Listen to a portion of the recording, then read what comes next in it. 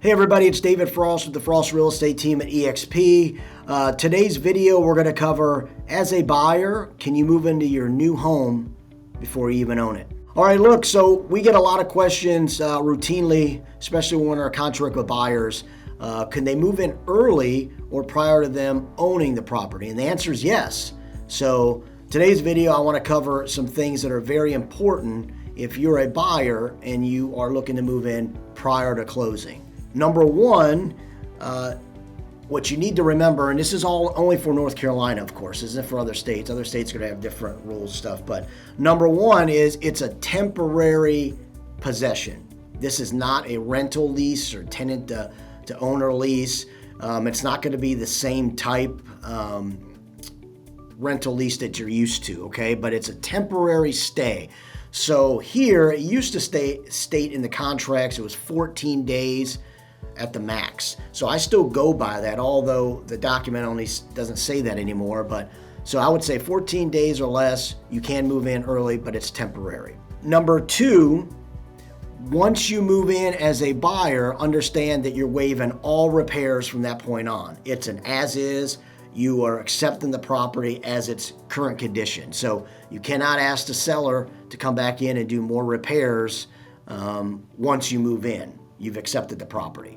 Number three, you must maintain the property as the buyer and now kind of like a tenant, but you're not really a tenant, but you must maintain the property in its current condition. So you can't alter the condition of the property either. You can't go in and tear down blinds and tear out trees out front or put a wraparound driveway, anything like that. You've got to go ahead and keep it as its current condition until you actually close and record on it and you're the new owner. Number four is you're going to have to pay a lump sum rent.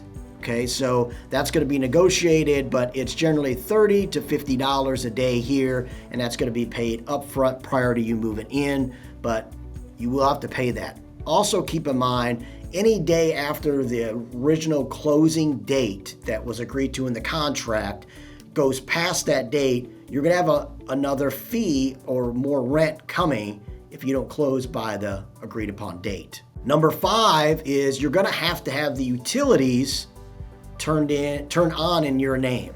So make sure prior to move-in, your agent or you understand that you're going to go and get the utilities switched over to your name prior to you moving in.